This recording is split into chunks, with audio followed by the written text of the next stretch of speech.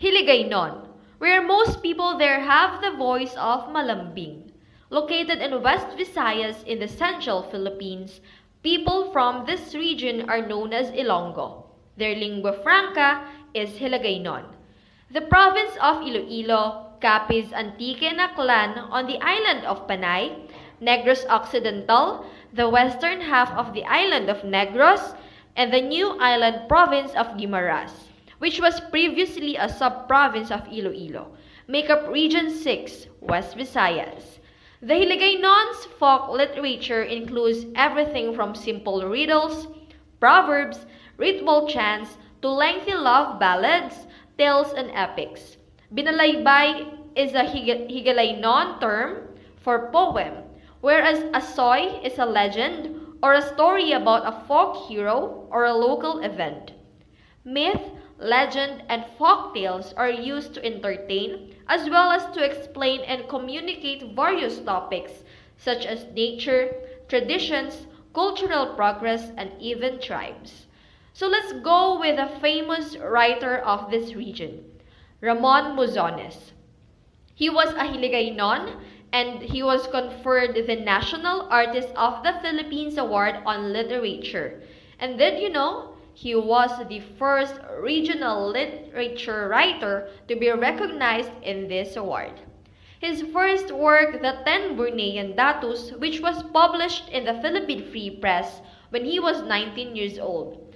The Ten Bornean Datus epic refers to the 10 chieftains who allegedly ventured to the island of Panay, boarding a boat called Balangay, or Barangay, to evade the tyrannical ruler of Borneo, Datu Makatunaw.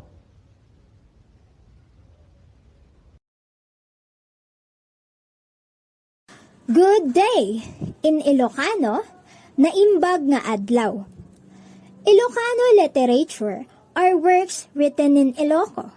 Iloco is the language of Ilocanos. Ilocano is the people who lives in Ilocos. Ilocos region is located in Region 1. Ilocanos are one of the most active tributaries to the general Philippine literature. Let us now dive into their famous authors and their works. First, we have Pedro Bucanig, considered as the father of Ilocano poetry and literature. His famous works are Biag ni Lamang and Doctrina Cristiana, which he collaborated with Lopez in translating it to Iloco. Second, Leona Florentino, the national poetess of the Philippines and the Ilocana mother of Filipino poetry. Two of her famous works are Nalpay Anamnama or Blasted Hope and Kakaibang Paglibing ng Paghahangad. Tagalog. In the provinces of southern Luzon, central Luzon, and the present-day metropolitan Manila or the National Capital Region, Tagalog literature was born, nurtured, flourished, and blossomed. The Tagalog literary legacy is particularly strong in the field of oral literature, such as bugtong, proverbs, and native songs. These oral literature are invariably written in poetic styles, with 7 syllabic rhymes being the most common. Alejandro Abadilla was born in Rosario, Cavite, and is known as the father of modern Tagalog poetry. He was a Filipino poet, essayist, and fiction writer who graduated from University of Santo Tomas with a bachelor's degree in philosophy. In 1955, he made a big breakthrough in Philippine poetry with his poem Ako ang Daigdig, or I Am the World. According to Pedro Ricarte, Ako ang Daigdig is about the personal beliefs, experiences, and poetics of Abadilla. His contributions to the Philippine literature extends to the essay, short fiction, and the novel. In 1932, he started his regular listing and evaluation of published poems in Talaang Bughaw. Good day everyone, in Bicolano, maray na aldaw sa Indo. Bicol is the adventure capital of the Philippines and well known for its active volcanoes, secret beaches, and spicy food. The people of the Bicol region called Bicolanos, and most of them use their native language, which is Bicol. Bicol region is under the Luzon Island located in Region 5. It covers 6 provinces, namely Albay, Camarines Norte, Camarines Sur, Catanduanes, Masbate, and Sorsogon. And the regional center is the city of Legazpi. Now let's talk about some of the famous literary works and authors in Bicol region.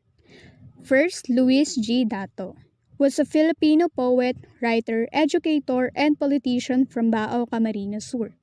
He was one of the first Filipinos to write and publish works in English. Among of his works are The Spouse and Day on the Farm. Second, Marnie L. Quelates is a poet, translator, and editor who takes delight on the literary web and maintains several online sites to share that delight.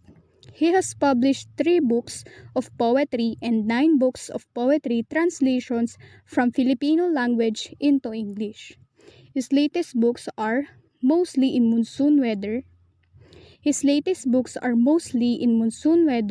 and Children of the Snarl. Good morning or good afternoon. In Cebuano, maayong buntag o maayong hapon. Cebuano literature are body of works written in Cebuano. Cebuano is the mother tongue of a quarter of the country's population who live in Cebu, Bohol, Siquijor, Negros Oriental, and parts of Leyte and Mindanao. Let us now get to know their famous authors and their contributions. First, we have Vicente Soto, regarded as the father of Cebuano language and letters. His famous works are Paghigugma sa Yutang Natauhan, or Love of Native Lands. A play dramatized the Cebuano people's heroic struggle against Spanish feudal rule, and Elena, the first Cebuano play. Second, we have Amando Osorio. He is a Filipino-Visayan poet and a bilingual writer, mainly Cebuano and Spanish.